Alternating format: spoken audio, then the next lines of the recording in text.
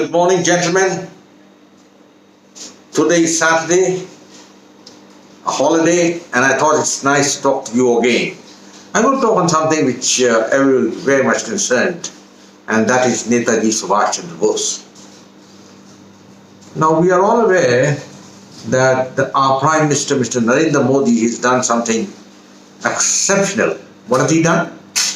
He's installed the statue of the great Indian leader in the place where the statue of King George used to be there. That is right opposite India Gate on Rajpath.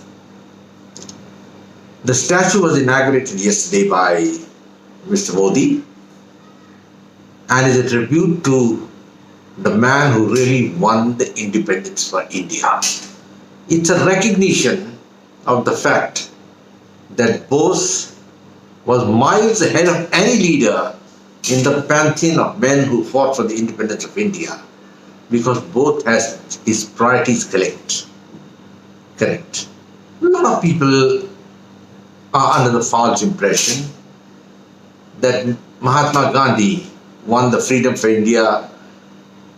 It's a fallacy to think like that. The British, which was the paramount power in India, got frightened of Gandhi's chakha, his fasting, ahimsa, and then they said, oh, we are leaving India. It was not like that. It never happened that way. We are now going to discuss what actually happened and how India became free, and why the history for the last 60 plus years was written with a slant to deny a great man his due. Subhas Chandra Bose was initially a member of the Congress party, and he was known as the man who was at variance with the philosophy of Gandhi.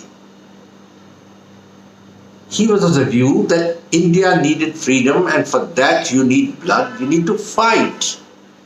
While Gandhi was of the view that you have pacifism and say, well, discuss with the British, be guri, continue your satyagraha and all that, the British will go. It never happened. Another thing which happened was that Gandhi had got the Kesari Hind medal from King George in 1915 when he came from South Africa. This was for services which he had rendered to the British Empire, and Lord Hardinge, the Governor General, had awarded him that. Later on in 1920, he returned the award, and on what grounds? He returned it not for independence of India or something. He returned it on the ground that the Khilafat movement which he had started in support of the Khalifa of the Ottoman Empire be restored was not being restored by the British and the French, and so he said, okay, I don't want the medal. It was a ploy to ingratiate himself with the minority community. Anyway, that's all gone, and Gandhi from 1950 to 47 couldn't achieve anything. And even in 42, during the Quit India movement, I don't think the British were really scared of Gandhi at any time. Because in their heart of hearts, they knew that Gandhi is a man who was not decisive, who is basically a pro-Britisher, and he will toe our line, and slowly we'll see what we can do about Gandhi and his accomplice, his follower, Jawaharlal Nehru. Bose was a different kettle of fish, and in 1938, in one of the momentous sessions of the Congress party, he decided to contest for elections. Gandhi made it publicly clear that I will not countenance a victory of Bose, and in case Bose wins, I will consider it as a personal defeat. Sitaramai Pattabhiraman was the man who was made the candidate by Gandhi for the post of Congress president, but he lost to Bose. And when he lost to Bose, Gandhi was shocked that Bose had such a lot of support in the Congress party. So the entire working committee, led by Nehru, Patel and others, they all resigned, and Gandhi started a Maunvat, a vow of silence. He said, I won't talk to Mr. Bose. And so there was a stalemate, and Bose was so frustrated, he left them and went away. He resigned from the Congress presidentship, and the British were very quick and they put him under house arrest in Calcutta. That is where the real saga commences. Bose had already decided that the time had come to throw the British out, and no amount of spinning of the charkha or the satyagraha or marching around here and there and singing some songs is going to throw the British out. The British didn't leave any country by these tactics.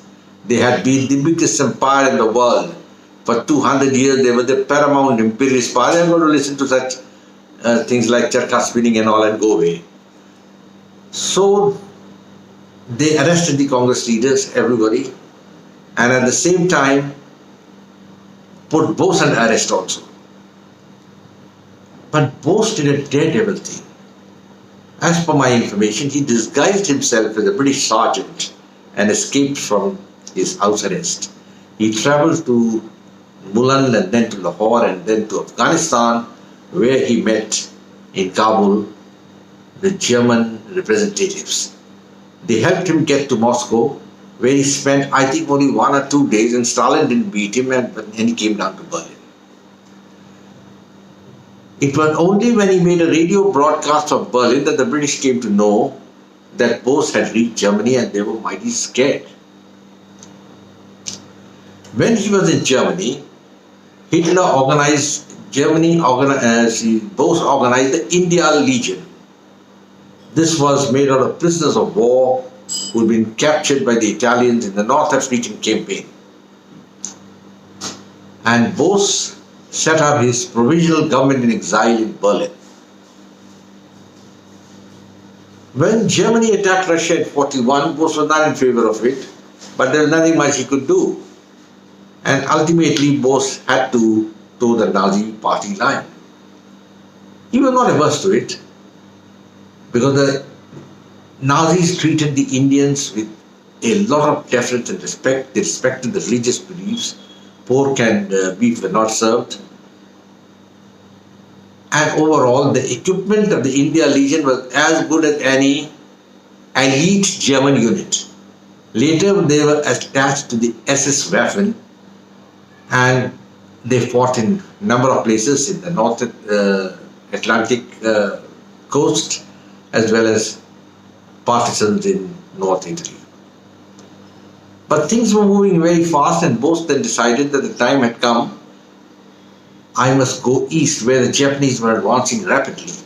It was a rapid advance, and when Bose decided to go to Japan, the problem was how was he going to go there? The Royal Navy was hunting for Bose, and here is an act of exceptional bravery which took place. Bose left in a submarine from Hamburg in Germany, sailed across the North Sea, rounded the coast island of England, and then the North Atlantic, South Atlantic, crossed the Cape of Good Hope. You have to just see the map to see the momentous voyage which took place into a place near Madagascar. And at that place, there was a German submarine which was waiting for him. And in extremely choppy and unruly weather, in a small dinghy boat, he and his assistant, I think it was Colonel Habibur Rahman, they sailed to the Japanese submarine and then went to Tokyo, where Bose had a meeting with General Tojo. Bose now took up the mantle, the leadership of the Azad Hind Force, the Indian National Army, and this numbered at one stage almost 50,000 soldiers. They were the POWs who had been captured and who had felt they must leave the British and fight them. And now, other day I was listening to General Bakshi in one of his broadcasts. He said, the number of INA soldiers killed fighting the British was 26,400. That's a huge number. But they were not recognized by the Congress government, and neither any mention made of them. And those soldiers of the INA surrendered. They were not given any pension, not put back into the army. It was something disgraceful. And I think the man behind it was Lord Mountbatten. He didn't want it, and Nehru said, yes sir, yes sir, 3 bags full. It was only in 1978 when the Janata government came to power that Morarji Desai, I think, gave pension to these veterans of the Indian National Army. Now, what was the catastrophic result? There are many theories. Some people say Bose died in an air crash in Formosa, and others say he escaped to Russia. Some say he came to India. I mean, all that is conjecture. We don't know. Nothing was proved. But what Bose did had a tremendous effect, and that effect is what I'm going to talk about. In 1945, the British celebrated V-Day. We have won the war against Hitler. But it was a Pyrrhic victory because England had become hollow. Their economy had become zero. There was rationing in England. There was no fuel to heat the homes. At the same time, England wanted to hold on to the British Empire. That was the point. Could they hold it on? The victory against Hitler was not what the British wanted, not the way it happened. But they were still confident because the linchpin of their rule in India was the Indian Army, which had been supporting the British for the last 200 years. Now the spirit of freedom had crept into the army. There was disgruntlement and started in 1946 with the mutiny, the naval mutiny in Bombay, when British officers were shot dead. There was another mutiny in Karachi when the Gurkhas revolted. And then news came that almost 45 to 50,000 soldiers of the British Army had defected to the Indian National Army and fought against them. And another 4,000 to 5,000 soldiers were part of the India Legion who had joined with the Wehrmacht and the Waffen-SS to fight the Allies in Europe. These were very disconcerting thoughts, and it came to the mind of the British that if they can't hold the Indian Army now on their side, they won't be able to hold India. And that is the clue to the issue. Not spinning the chaka, that has got no relevance. At that time, Field Marshal Locke, who was the commander, the CNC India sent a secret cable to Attlee, I'm told, who was the British Prime Minister who had replaced Churchill. And he told him that if we have to hold India, we need at least 400,000 British troops, that is white troops, to keep law and order in the country, because the Indian army now is unreliable. We can't think that they are going to do anything for us. Now, England didn't have the troops at that time, neither the money, they had nothing, they were bankrupt, and they were mighty scared of Bose, and they were scared that the Indian army, the mutinies which had already commenced, will cascade into a waterfall. They had initially thought they would be greatly honored and welcomed, and they started trials in the Red Fort of the INA leaders, but they were disquiet in the army, and ultimately all the sentences, whether death or transportation to life, were commuted by the CNC Field Marshal Locke, who had the ear to the ground. He knew the day they carry out these sentences, that would lead to a massacre of the British in India. So he commuted all the sentences and they were never carried out. But this die had been cast, and Attlee was at his wit's end. That is the time when he decided that the time had come to leave India. It was on the pressure, in the background of the agitation, the tension, the steps taken by Subhas Chandra Bose. And Attlee has confirmed it when he had left the Prime Ministership and he came on a visit to Calcutta. He was met by the governor of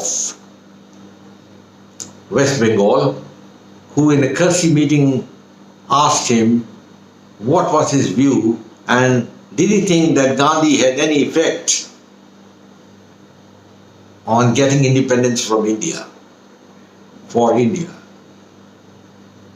I think Attlee didn't want to reply, so he just replied in one word, and that was minimal. That means no effect. And then he was asked about Bose, he said yes. He didn't elucidate further. So the question was, at that time, in 1946 and 47, the British didn't know whether Bose is dead or alive or where he's gone, and they were mighty scared that the Indian army is now going to have a revolution or a revolt, another mutiny, which took place, as you remember, in 1857. A similar one could take place now, and the British would have to leave India in disgrace. Feelers were sent to President Truman if he could spare American troops to come to India, but I don't think Truman gave it any serious thought.